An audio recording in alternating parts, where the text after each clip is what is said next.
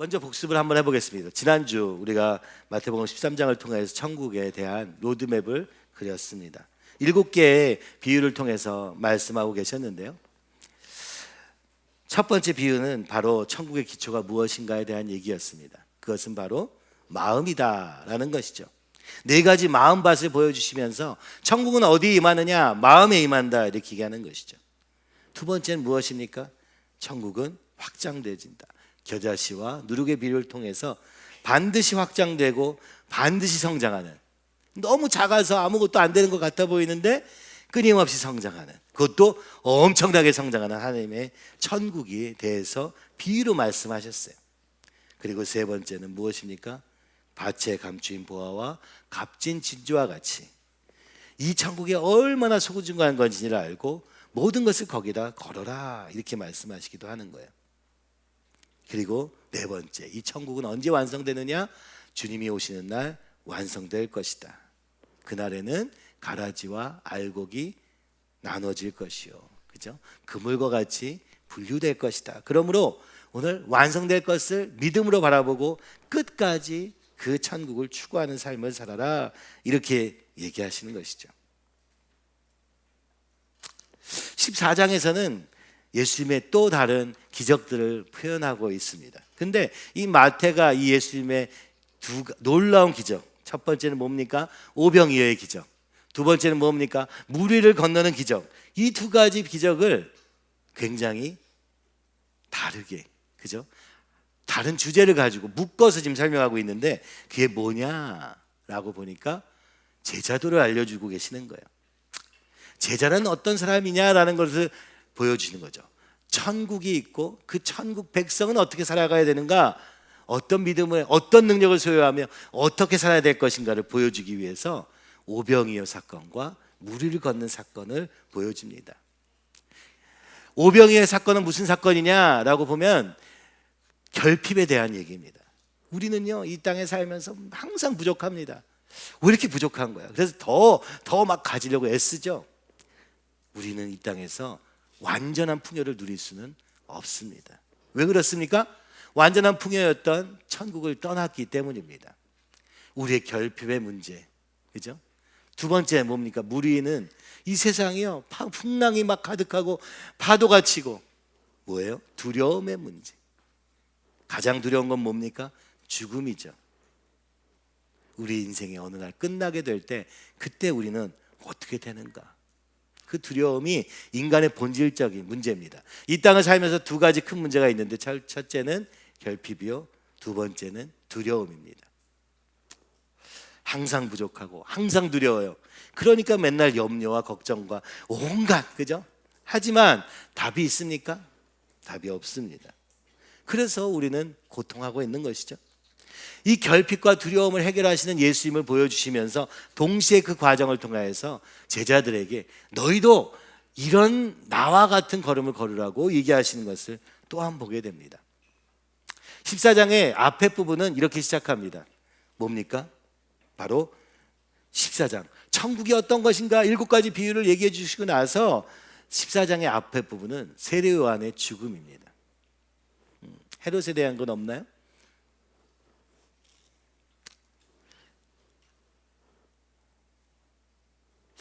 헤롯이 세례 요한을 죽입니다. 이게 어떻게 된 겁니까? 그 놀라운 세례를 주고 천국을 선포했던 세례 요한, 그는 예수님의 사촌 형이기도 했습니다. 근데 그가 헤롯 왕에 의해서 허무하게 죽게 됩니다. 헤롯이 자기 동생의 아내인 헤로디아와 결혼을 하게 돼요. 그래가지고 이것을 세례 요한이 책망합니다. 어떻게 아내의 동생을 빼앗냐? 라고 하면서 책망한 것이죠. 그랬더니 이 헤로디아가 아주 복수심을 막 이를 갈고 있었던 거죠. 그래서 헤로디아의 딸이 있었는데 이 딸의 생일날에 이 헤롯이 너무 기쁜 틈을 타서 헤롯이 너무 기쁜 나머지 헤로디아의 딸에게 뭐든지 구해라, 내가 왕국의 절반이라도 주리라, 네가 원하는 걸 다 해줄게, 막 무장해제된 거예요. 그때 헤로디아가 그 딸에게 세례 요한의 목을 달라고 해라.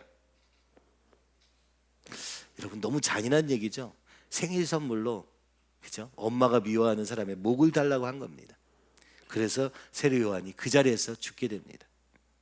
그렇게 천국을 외치며 회개하라 천국이 가까웠다 외쳤던 그 세례 요한은 이 일로 인해서 순식간에 죽습니다. 그때까지 천국의 소망을 가지고 있던 이 세례 요한을 따르던 자들이 예수님을 따르는 자보다 더 많았거든요. 근데 그들이 한순간에 이 천국이 물거품이 되는 것 같은 상황을 오게 된 것이죠. 그 일로 인해서 헤롯은 죄책감에 시달리게 됩니다. 자신이 해놓고도 이것이 걸린 것이죠. 그래서 예수님의 기적의 소식을 듣자 그가 어떻게 들었습니까? 여기 보니까 이는 세례 요한이라 그가 죽은 자 가운데서 살아났으니.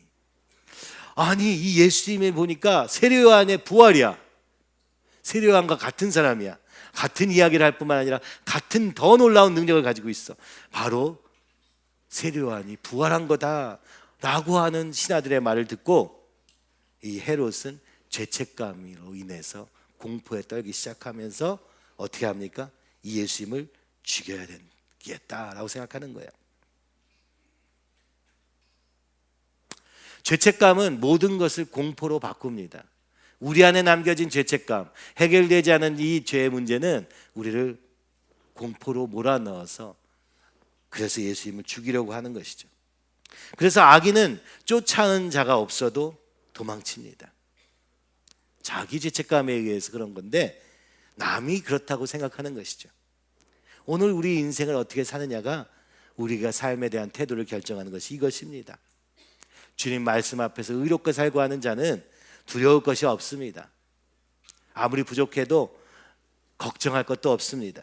그러나 내 힘을 가지고 내가 성취해서 이룬 것들은 누군가 쫓아오는 것 같은 공포를 느끼게 되는 것이죠.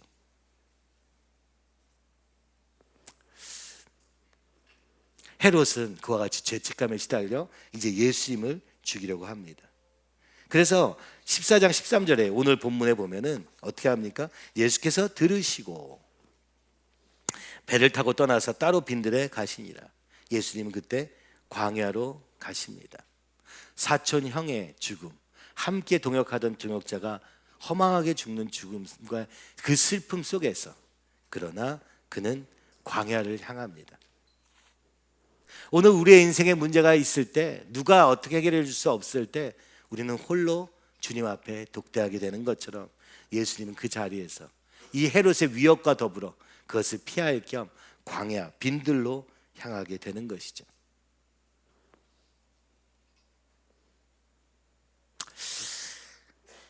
슬픔이 닥칠 때 여러분은 어떻게 하십니까?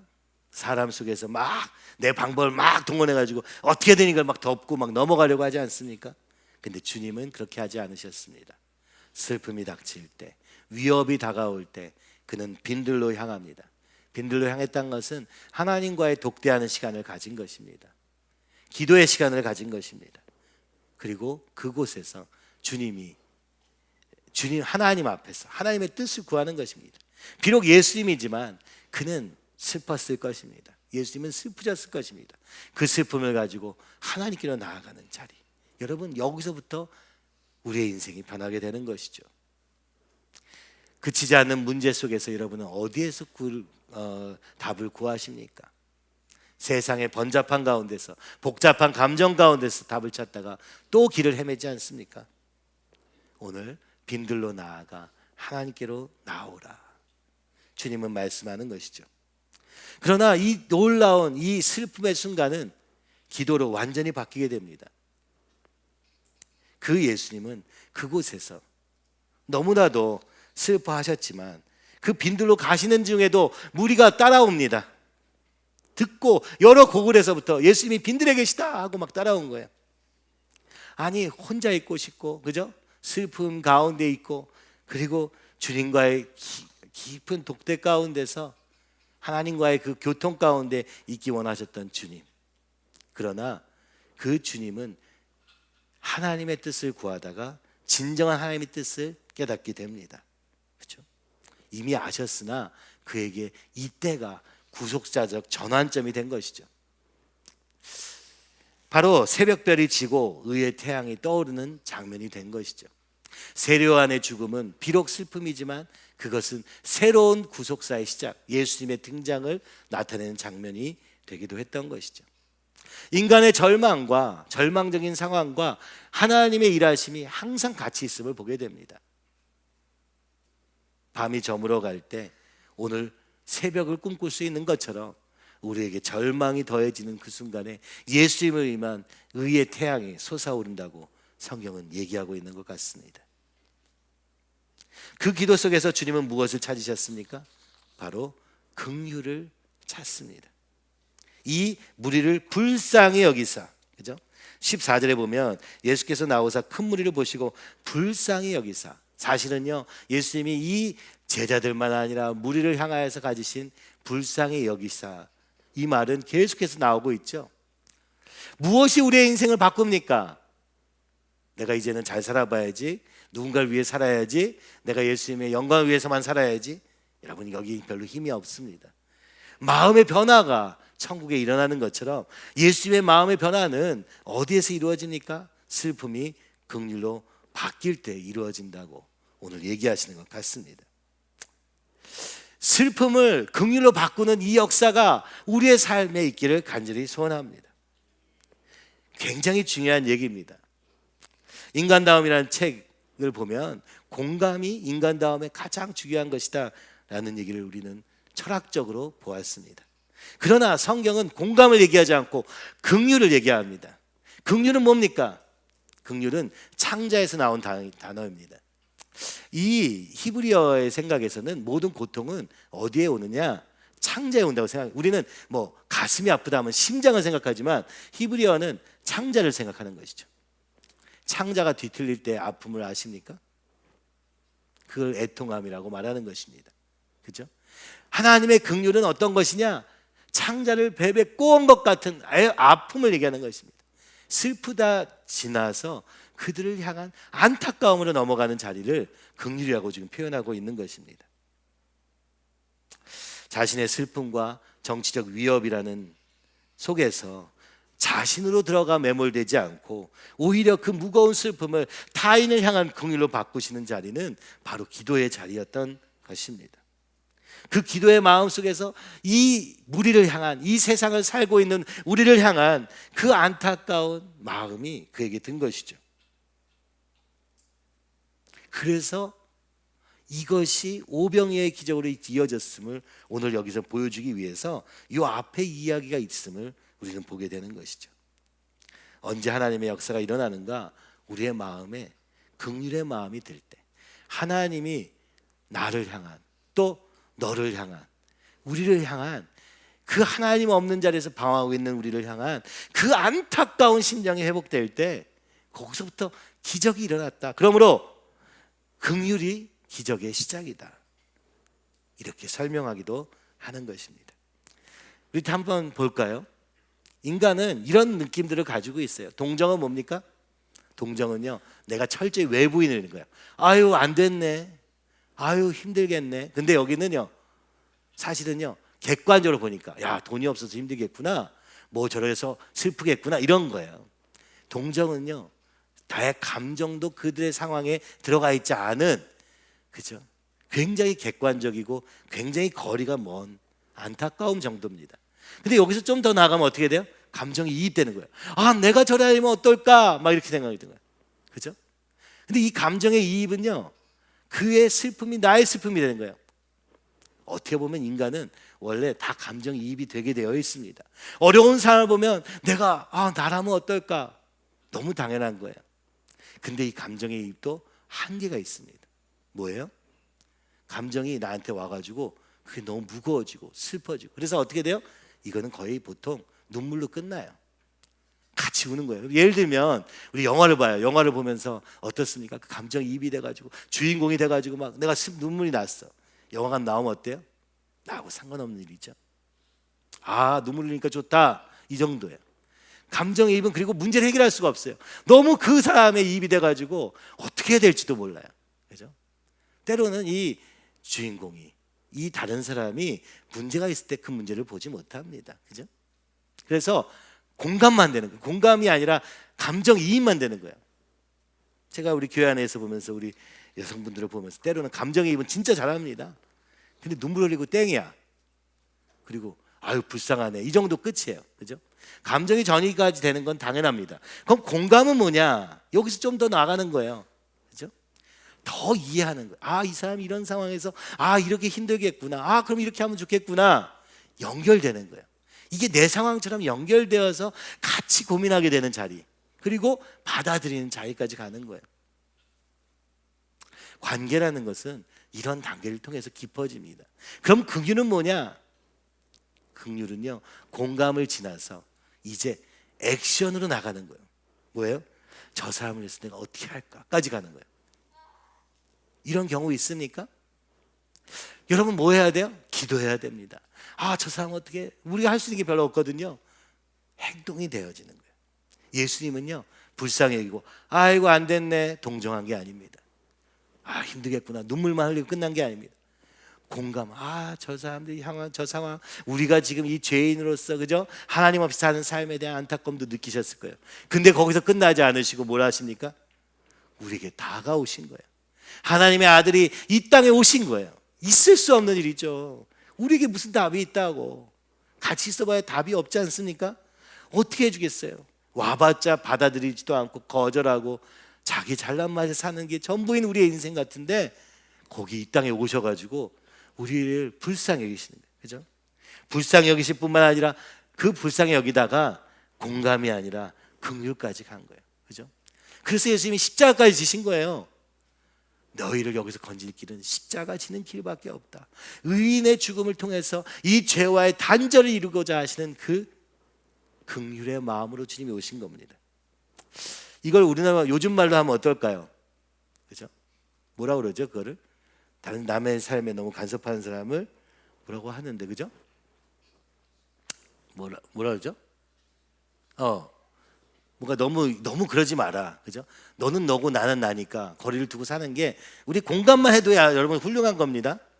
근데 예수님은요 그렇게 살지 않으셨어요. 하나님 사랑, 이웃 사랑 할 때도 공감 정도를 얘기하신 게 아니라 그를 위해서 네 삶을 드려라, 네 것을 줘라. 이게 이제 이 기적에 나오는 이야기입니다. 주님은요 이게 긍휼한 마음이 되잖아요. 내가 괴로워서 견딜 수가 없는 거예요. 저 사람이 저런 것을 주님이 견딜 수가 없어요. 우리가 이렇게 사는 것을 주님이 견딜 수 없어서 다가오십니다. 엄마의 마음으로 말이죠. 그렇죠? 엄마 하면 우리는 잔소리밖에 기억이 안 나지만 그 마음 안에는 이 아픔이 있는 거예요. 그죠? 아픔이 있어서 잔소리하는데 잔소리하면 더 빗나가고 이렇게 되긴 하지만은, 그러나 긍휼의 마음인 거예요. 이게 나 같은 거예요. 이 세상에 여러분을 긍휼하실 분이 있습니까? 그런 사람이 있습니까? 남편과 아내도 잘 안 돼요. 각자예요. 그죠? 부모도 이게 한계가 있어요. 근데 예수님은 우리의 공감하실 뿐만 아니라 우리의 상황을 다 아시고, 전지전능하신 분이 다 아시고, 전능하신 분께서 오늘 우리의 걸음을 한 걸음 한 걸음 인도하시면서 우리를 불쌍히 여기시고 여기서 건지시기 원한다는 사실을 여러분 믿으시기 바랍니다. 그래서 주님이 불쌍히 여기사, 이 얘기는 동정이 아니라 감정이입 정도가 아니라 우리를 살리시겠다, 이게 구원입니다. 건지시겠다, 이게 주님의 놀라운 역사죠. 여기에 그 이야기가 나오게 됩니다. 그게 바로 오병이어입니다. 오병이어의 사건은 주님이 불쌍히 계셔서 병자들도 고쳐주시고, 저녁이 되었는데 무리가 왕창 있어요. 예수님을 따라온 사람들이. 그래서 여기는 빈들이야. 예수님 빈들에 오셨잖아요. 빈들에 오셨는데 저녁이 되었어요. 그러니까 제자들이 이렇게 얘기합니다. 이제 저물었으니까 제 배고플 텐데 이 무리를 보내어 마을에 들어가 먹을 것을 사 먹게 하소서. 밥 먹어야 될 시간입니다. 주님, 너무 배고파서 견딜 수가 없어요. 그런데 예수님께서 놀라운 일을 말씀을 하시는데 뭐라고 합니까? 16절에 보니까 갈 것 없다, 너희가 먹을 것을 주라. 너무 충격적인 얘기죠. 빈들이에요. 아무것도 가진 게 없어요. 뭐 쿠팡이 뭐 이츠로 뭐 이렇게 배달이 오는 것도 아니야. 음식 배달도 안 돼요. 돈도 없어요. 어떡하죠? 근데 주님이 이렇게 명령하십니다. 너희가 먹을 것을 주라. 이건 말도 안 되는 얘기 아닙니까? 그러니까 먹을 것을 주라 했더니 제자들이 우리가 있는 건 떡 5개와 물고기 2마리 뿐이니이다. 그랬더니 예수님께서 그래? 그럼 그거라도 가져와. 네게 있는 거라도 가져와. 내게 있는 전부를 내게 달라고 말씀하십니다. 사실 이거는요 드리려고 한 얘기가 아니고 안 된다고 얘기하고 싶었던 거잖아요. 그죠? 이거밖에 없다고 얘기하는 거잖아요. 그럼 그거라도 줄래? 그랬더니 제자들이 가져줍니다. 그랬더니 예수님이 무리를 잔디에 앉히시고 떡 5개와 물고기 2마리를 가지서 하늘을 우러러 축사하십니다. 그 떡을 떼어서 제자들에게 나눠줍니다. 중요한 장면이에요. 예수님이 무리에게 직접 주지 않으시고 제자들에게 주십니다. 그리고 제자들이 그걸 나눠주기 시작한 거예요. 제자들은 지금 5병이어 있으니까 몇 개 있겠어요? 떡이 5개밖에 없을 거예요. 5명에서 나누기 시작했는지 모릅니다. 아니면 자기들 안에서 나누다가 12개가 됐는지도 모릅니다. 그리고 나서 이걸 나눠주니까 어떻게 돼요? 하나밖에 없었는데 하나 주니까 또 하나가 생겼어요. 하나 주니까 또 생기고 또 생기고 또 생겨요. 여러분, 이 떡은요 하늘에서 온 겁니다. 우리가 가진 건 5병이어밖에 없었는데 주님이 기도하시자마자 이 광주리가 계속 있는 거예요. 상상해 보세요. 우리가 그렇게 없어서 그냥 고생하고 그렇게 막 걱정하고 염려하고 그죠? 그 돈을 위해서 막 내 전부를 드리면서 살고 있는데 주님이 기도하시고 함께 하신 주님께서 명령하시니까 나눠줘라 하고 나눠주는데 끝이 안 나는 거예요. 그리고 다 배불리 먹고 남은 조각을 12바구니에 채웠다. 먹은 사람이 남자만 5,000명이었더라. 주님은요 하늘의 양식으로 우리를 배부르게 하실 수 있는 분입니다. 그것을 지금 보여주고 계세요. 하나님의 능력은 모든 결핍을 풍요로 바꾸신다. 이것도 보여주셨어요. 그런데 거기서 지나지 않아요. 너희가 줘라. 그 능력을 우리를 통해서 하시기 원하십니다.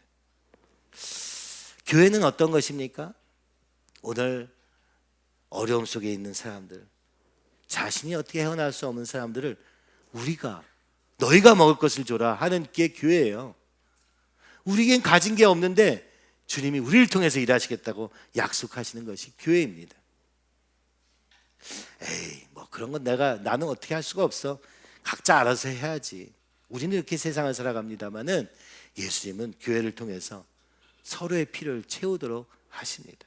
너희가 먹을 것을 주어라 이렇게 말씀하시는 거예요. 놀랍지 않습니까? 주님의 능력은 영원하시고 전지전능하시고 놀랍습니다. 근데 그 능력을 우리를 통해서 하시겠다는 거예요. 그래서 우리에게 먹을 것을 주어라 명령하시고 우리가 있는 것을 드렸더니 그것을 다시 축사하시고 다시 나눠주십니다. 그리고 이것을 가지고 제 무리들에게 가다 주게 하신 거예요.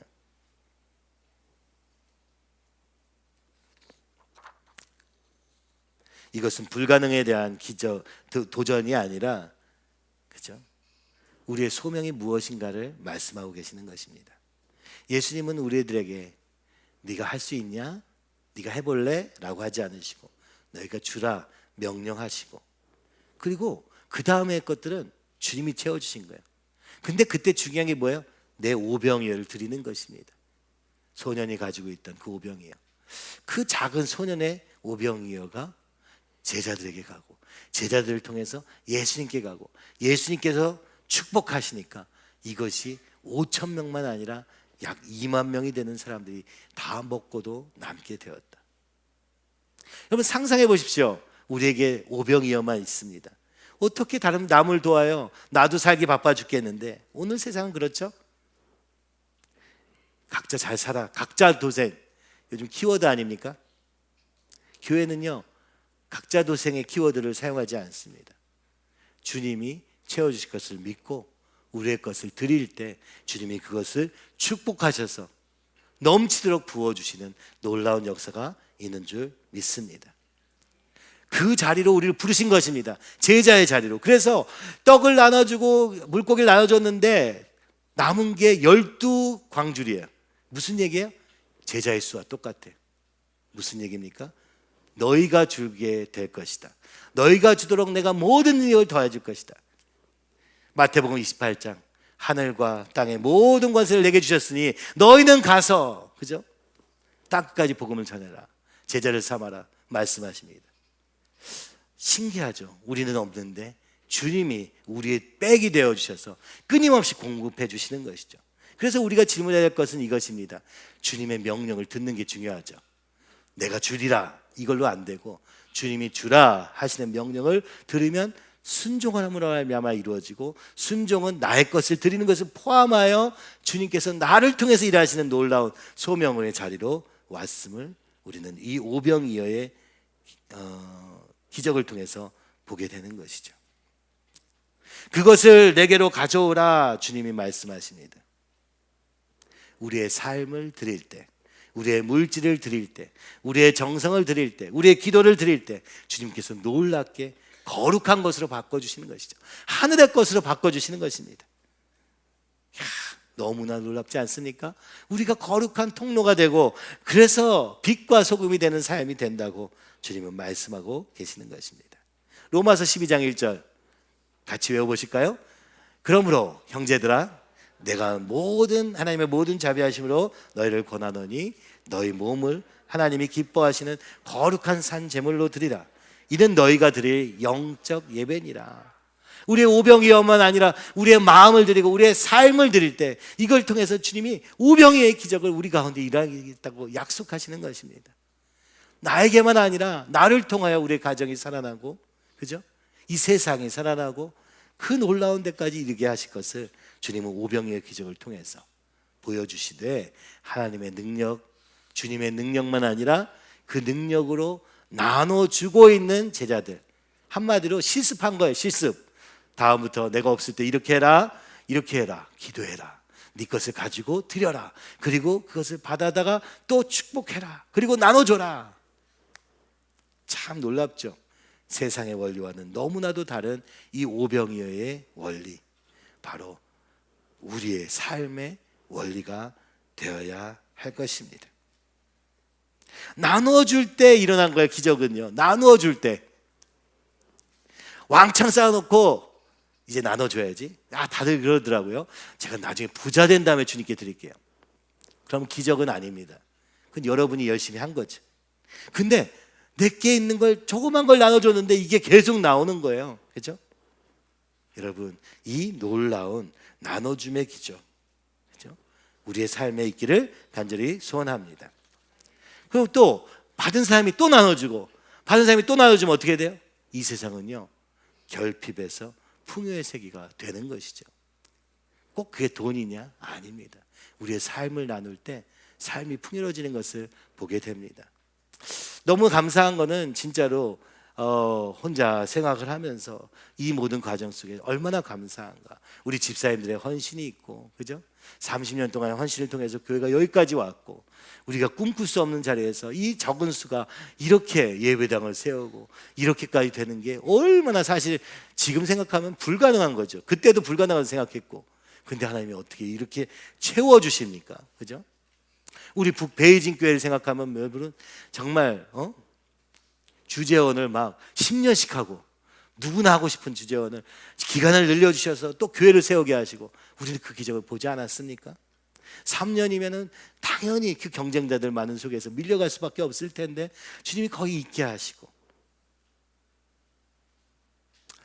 고린도후서 9장 8절은 말합니다. 하나님이 능히 모든 은혜를 너희에게 넘치게 하시나니 이는 너희로 모든 일에 항상 모든 것을 넉넉히 가져 모든 착한 일을 넘치게 하려 하심이라.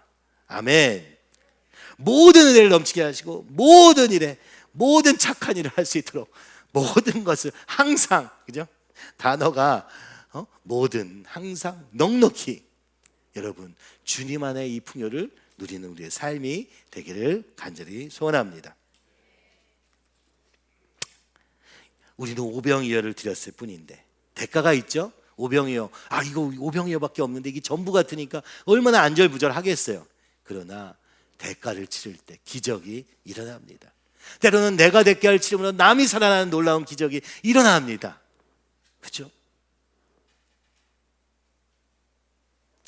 예수께서 이르시되 나는 생명의 떡이니 내게 오는 자는 결코 줄이지 아니할 것이요. 예수님 안에 모든 풍요가 있는 줄로 믿습니다. 자, 그 다음에 예수님은 바다로 가시는데요. 22절에 보니까 예수께서 즉시 제자들을 재촉하십니다. 어떻게 재촉하세요? 배를 타고 앞서 건너편으로 가게 하십니다. 이제 무리들이 너무 많이 따라오니까 제자들과의 시간을 가지기 위해서 먼저 배를 타고 바다를 건너게 하시는 거예요. 그리고 그때 주님은 어떻게 하셨어요? 밤에 기도하러 혼자 나아가십니다. 재촉하셨다고 합니다. 왜 재촉하셨죠? 여러분, 두 번째 교훈이 기다리고 있는 거예요. 두 번째 수업 시간입니다. 뭐예요? 두려움을 벗어나는 훈련. 그것은 뭐예요? 느껴지고 보여지고 감각의 삶에서 믿음의 삶으로 인도하시는 놀라운 장면입니다. 막 풍랑이 일러요. 배가 막 흔들려요. 여러분, 그러면 우리는 불안해. 어떻게 살아요?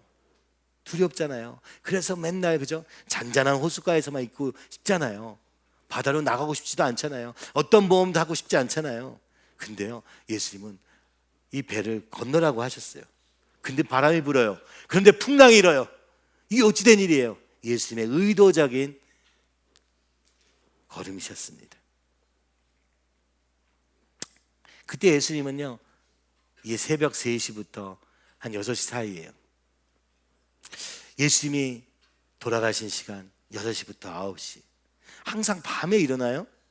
예수님이 이 새벽 3시부터 6시 사이에서 이 제자들은 배를 타고 풍랑 속에서 막 난리하고 있고 예수님은 산에 올라서 기도하고 계십니다. 예수님이 제자들을 잊어버린 게 아닙니다. 보이지 않는 곳에서 기도하고 계셨습니다. 히브리서 7장 25절. 그러므로 자기를 힘입어 하나님께 나아가는 자들을 온전히 구원하실 수 있으니 이는 그가 항상 살아계셔서 그들을 위하여 간구하심이라. 아멘. 예수님께서 오늘도 우리를 위해서 간구하고 계십니다. 우리를 위해서 중보기도 하고 계십니다. 성령께서 우리에게 그 안타까운 심정을 우리를 위해서 기도하고 계시는 것입니다. 예수님은 제자들은 풍랑 위에 배에 놓게 하시고 뒤에서 기도하고 계시는 거예요. 폭풍 속의 가정, 우리 책을 읽은 적도 있어요. 야, 진짜 우리 인생이요, 정말 잔잔한 호숫가가 같으면 좋겠는데 풍랑이 일어옵니다. 경제적인 풍랑도 일어오고 육체적인 건강의 문제도 생기고, 그죠? 관계의 문제도 생기고 온갖 문제들이 생겨요. 그러나 우리의 인생은 그래서 살면 살수록 인생이 풍랑 속에 있음을 알게 됩니다. 그리고 혼자 있는 것 같이 느껴져요. 근데 주님이 그때 우리를 위해서 기도하고 계십니다. 오늘 여러분 마음에 있는 이 풍랑 속에 있으니까 주님이 여러분을 위해서 기도하고 계십니다. 그리고 밤 4경에, 그죠? 그 사이 기도하시고 그리고 바다 위로 걸어서 오십니다. 제자들이 보고선 놀랍니다. 바다, 그렇지 않아도 풍랑이 있는데 저기 하얀 사람이 보이는 거예요. 뭐예요? 유령이에요. 유령이라 하면 무서워요. 소리 지르거든. 와, 귀신이다, 유령이다, 막 그러면 놀라는 거예요. 근데 예수님께서 말씀하십니다. 안심하라, 내니 두려워하지 말라. 오늘 주님이 우리에게 말씀합니다. 풍랑 속에서 안심하라, 내가 바로 너희 하나님이니 두려워하지 말라. 여기 내니라고 쓰여 있지만 이것이 원어로 보면은 출애굽기 3장 14절에 있는 나는 스스로 있는 자니라 라는 말과 같죠? I am who I am 이라는 단어입니다. 하나님은 스스로 있는 분이시다. 내가 나다, 나는 나다, 이렇게 외치는 겁니다. 그렇죠? 저는 X세대로서 나는 나다를 굉장히 많이 외쳤어요. 여러분 기억나시나요? 리복의 그 의자 광고, 나는 나야 하면서 당시 광고는 다 거의 그런 내용이었어요.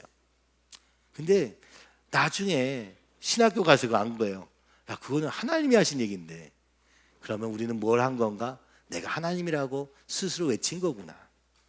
그게 세상 문화구나. 그걸 알게 되었습니다. 어찌됐든 예수님은 이 풍랑에 오시면서 두려워하고 있는 그 예수님을 보고도 유령이라 착각하고 있는 그들에게, 그럴 수밖에 없는 그들에게, 두려워 떨고 있는 그들에게 오셔서 내가 하나님이다, 내가 너의 하나님이다 말씀하시는 것입니다. 그러므로 두려워하지 말라, 안심하라 말씀하시는 것이죠. 눈으로 보기에는 풍랑과 바람밖에 보이지 않습니다. 그러나 그 속에서 예수님은 믿음으로 반응하라고 말씀하는 것이죠. 여기서 놀라운 베드로의 그 수제자다운 면모가 나타납니다. 그렇지 않아도 배에서 막 두려워했잖아요. 근데 풍랑이 있는데 거기 예수님이 있어요. 그때 베드로는 뭘 봤습니까? 예수님만 보인 거예요. 아, 예수님이 이 풍랑 위를 바다 위를 걸으시는 분이시구나 알았죠. 병도 고치시고 귀신도 내쫓고 하시는 분이니까 너무 반가운 거예요. 그래가지고 예수님만 보이니까 어때요? 여기서 주여 만일 주시거든 나를 명하여 물 위로 오라 하소서. 만약 예수님 당신이시면 나를 명하여 물 위로 오라고 말씀해 주세요. 주님의 말씀의 능력을 알았던 베드로는 말씀하여 주시옵소서, 명령하여 주시옵소서 이렇게 외칩니다. 그죠? 놀랍지 않습니까?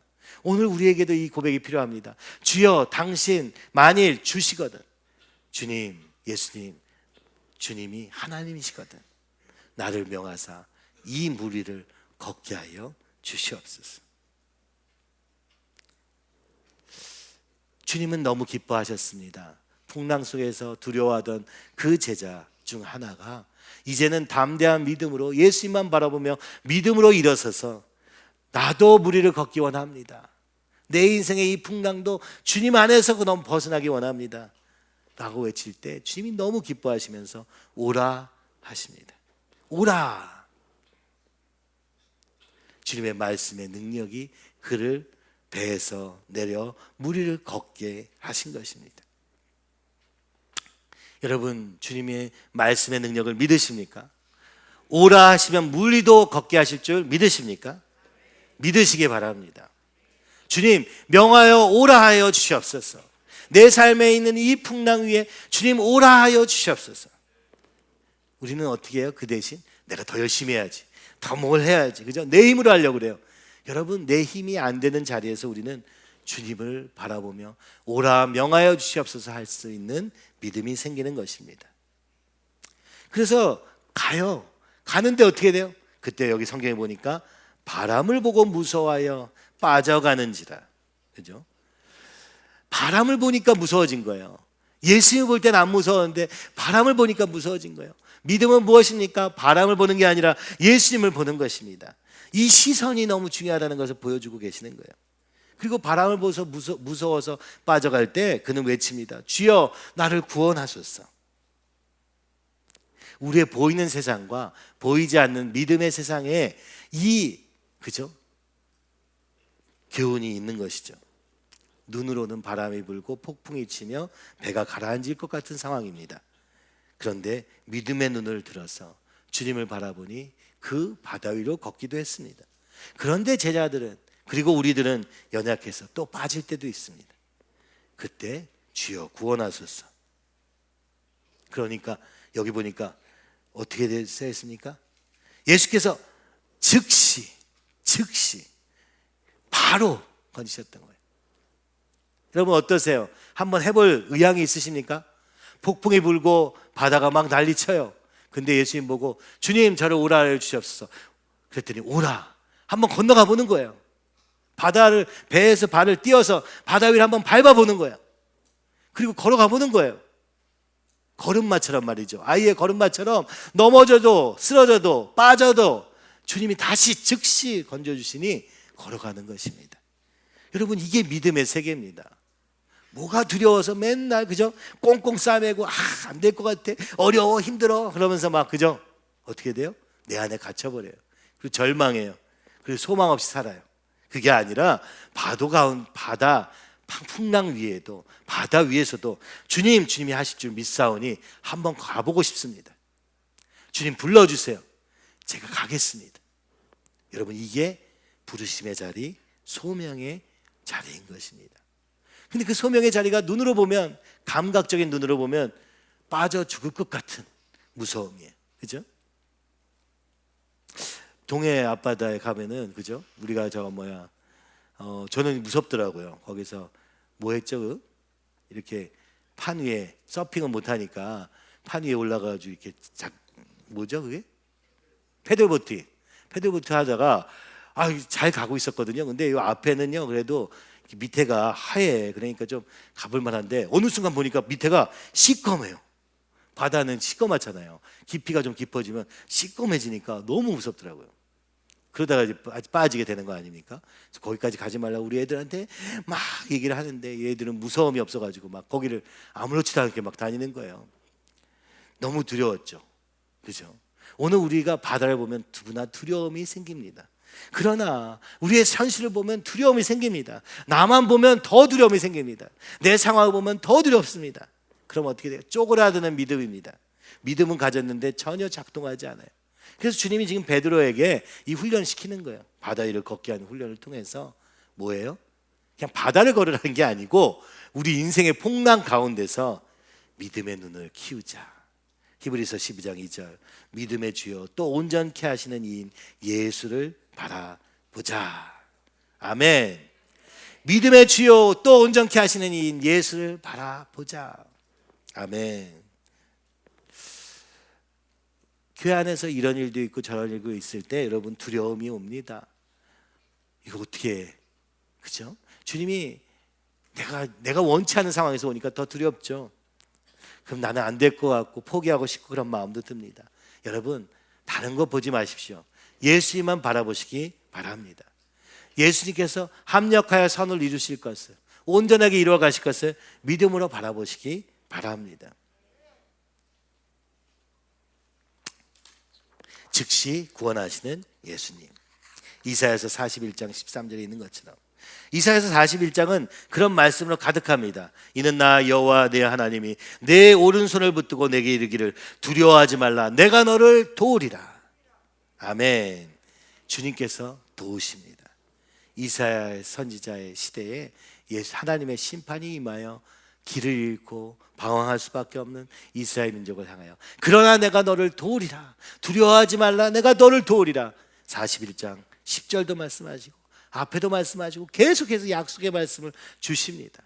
여러분 그러니까 우리가 믿음으로 말미암아 시도하다가 실패한 것 같을 때 그때 주님을 붙잡으시기 바랍니다. 주님의 오른팔을 기대하시며 주님을 바라보시기 바랍니다. 그러니까 이 14장은요 예수님이 누구십니까? 결핍을 풍요로 바꾸시는 주님, 두려움을 그죠? 담대함으로 바꾸시는 주님, 모험을 할 수 있는 믿음의 모험으로 우리를 인도하시는 주님인 걸 보았어요. 그 예수님께 그 능력이 있습니다. 근데 동시에 무엇을 얘기해요? 교회는 어떠한가? 교회는 그 믿음으로 떡을 주님의 말씀에 순종함으로 우리가 막 하면 안 돼요. 예수님이 말씀하시면 그 말씀에 순종하여 떡을 나눠주라 하면 나눠줄 때 오병이어를 달라 할 때 드리고 그죠? 그것을 축사하시고 다시 주셔서 또 나눠주라 할 때 그 과정을 생각해 보면 어때요? 주님이 우리에게 달라 하면은 내 걸 다 뺐을 것 같아. 이런 두려움이 생깁니다. 속는 겁니다. 내게는 요거밖에 없거든요. 이거 드려봐야 얼마 안 되거든요. 드리면요 주님이 축복해서 다 주십니다. 근데 주시는데 그 다음에 뭐예요? 그냥 나눠주라고 그래요. 우리가 은혜 받았으니까 우리가 하나님으로 인하여서 오늘 우리가 축복을 누리고 있습니까? 이 대한민국이 얼마나 놀라운 축복을 누리고 있습니까? 근데 그때 우리는 어떻게 해요? 자 이제 축복 받았으니 내 거. 그래서 교회가 힘을 잃어가는 거죠. 어떻게 하라고요? 또 나눠주는 거예요. 내 걸 다 드렸더니 주님이 좋은 걸로 주셨는데 그걸 또 나눠주는 거. 이게 사명의 삶입니다. 우리 자녀들이 그렇게 되기를 간절히 소원합니다. 주님이 어떻게 축복하셔서 우리 가정을 여기까지 인도하셨습니까? 이 축복을 가지고 무엇을 해야 되겠습니까? 축복을 그냥 혼자서 가지고서 혼자 즐기면서 살 것입니까? 아니면 이것을 또 나눠주는 아이들이 되어서 오늘 고통 중에 있는 어둠 속에 있는 이 세상을 향하여 나눠주는 자가 되기를 원하시는 것이 주님의 뜻입니다. 자, 그러므로 제자는 무엇입니까? 바로 청직입니다. 그리스도께서 먼저 제자들의 손을 채워주시고 그리고 우리를 통해서 이 다른 사람들을 채울 수 있도록 만들어주시는 것. 그러므로 우리가 해야 될 것은 충성, 말씀의 순종, 끝까지 하면 나도 살고 너도 살고 이 놀라운 일이 벌어지는 것입니다. 십자가의 길이 예수님이 이미 지셨기 때문에 우리에게는 십자가의 길 같은 그렇죠? 고생이라 할지라도 그것이 축복이 되는 놀라운 가벼운 일이 되는 것을 보게 되는 것이죠.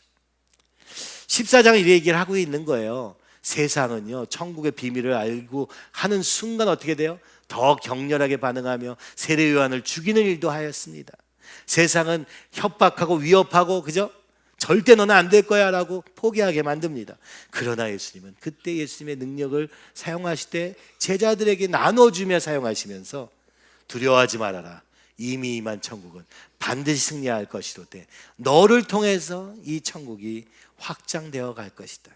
그러므로 너는 순종으로 또 충성으로 나아갈 때 주님께서 너의 삶을 통해서 일하실 것을 말씀하고 있는 것이죠. 이게 진짜 제자라는 것입니다. 두 번째 무엇입니까? 14장 33절 우리 마지막에 읽은 말씀처럼 진실로 하나님의 아들이로소이다. 두 번째 진정한 제자는요, 청지기의 삶을 살 뿐만 아니라 그 목적은 무엇이냐? 이 땅에서 막 부자가 되고 뭐 이런 거 말고 온전히 하나님 되심을 깨닫는 것. 진실로 하나님의 아들이로소이다. 이 믿음의 과정에서 결국 남는 건 하나님을 깊이 아는 것입니다. 예수님을 깊이 아는 것입니다. 성령님을 깊이 체험하는 것입니다. 그 순종의 걸음 속에서 주님을 알아가게 되는 것이죠. 그리고 그 뒤에 맨 마지막 34절 35절을 보니까 여전히 치유의 역사가 일어나는 것입니다. 그죠? 치유와 귀신을 내쫓는 능력, 여전히 그죠? 온 땅에 예수님이 어떤 분인가 또 드러내는 사람들로 쓰임 받도록 제자를 부르시고, 제자는 어떻게 살아야 되는가, 제자는 무슨 능력으로 사는가, 제자는 어떻게 능력을 가지게 되는가를 오늘 보여주고 계시는 것입니다. 여러분, 여러분이 처한 상황이 굶주린 빈들입니까? 아니면 사나운 바람이 부는 한밤중의 바다입니까? 우리가 기억해야 될 것은 이것입니다. 여러분, 우리가 가진 보잘것없는 오병이어를 주님께 드립시다. 그리고 풍랑 속에서 주님께 우리의 시선을 고정합시다. 그리고 그 위기를 지나 결핍과 두려움의 이것을 믿음으로 지나고 온전히 하나님 되심을 우리가 깨닫게 되는 우리의 삶이 되기를 간절히 소원합니다. 어차피 이 땅에는 결핍이 있을 수밖에 없습니다. 그죠? 유한한 자원 속에서 살아가기 때문입니다. 그러나 하늘로부터 주어지는 생명의 떡 대신 주님으로 말미암아 풍요를 누릴 수 있습니다. 우리의 죽음이 우리를 두려움을 몰게 한다 할지라도, 우리의 상황이 우리를 두렵게 한다 할지라도, 오늘 그 두려움을 믿음의 눈으로 바라보고 주님만 바라보고 일어설 때 오히려 우리에게 담대함이 생겨 이 바다를 서핑하듯, 그죠? 즐기면서, 그리고 오늘도 그 가운데서 길을 잃고 있는 사람들을 살리는, 그래서 사람을 살리고 세우는 그런 놀라운 역사가 있을 줄로 믿습니다. 주님은 이 제자들을 세우고 계십니다. 살리시고 계십니다. 그리고 그 제자를 통해서 또 다른 사람을 세우고 살리기를 원하십니다. 그리고 오늘 주님도 이 30년간의 여정을 통해 저를 살리시고 여러분을 살리시고 우리의 자녀들을 살려가시고 세워가시고 계심을 우리가 믿음으로 바라보며 주님 앞에서 믿음의 눈으로 사는 저와 여러분이 되기를 간절히 소원합니다. 이 사순절 기간에 다른 많은 일들이 있죠. 되게 복잡한 것 같습니다만은 우리의 눈을 주님께 고정합시다. 눈에 보이는 풍랑을 볼 것이 아니라 그 바다 위를 걷고 계시는 예수님을 바라보기 원하고, 그죠? 이 세상의 결핍을 볼 것이 아니라 그 예수님 안에 있는 풍요를 누림으로 더 날마다 주님께로 나아가는 이 새벽 기도 시간이 되길 원해요. 그래서 지금 40일간의 기도라고 했지만 사실 우리에게는 33일이었고, 이 3일은 또 설날 연휴도 같이 겹치면서 여러분 참여 못했다면 우리 진짜 이 5일, 일주일에 5일만, 그리고 딱 6주만, 그죠? 이 시간을 온전히 주님께 고정함으로 말미암아 믿음의 능력으로 결핍과 두려움을 이기고 두려움을 지나 정말 이 땅에 부르심의 자리에 서는, 그죠? 주님이 우리를 통하여 일하고자 하는 그 부르심의 자리에 서는 놀라운 시야와 또 은혜와 또 주님과의 긴밀한 관계가 이루어지는 그런 새벽 기도가 되었으면 좋겠습니다. 그래서 예수님의 부활과 함께 우리도 또 새롭게 이 한 해를 시작하고, 그죠?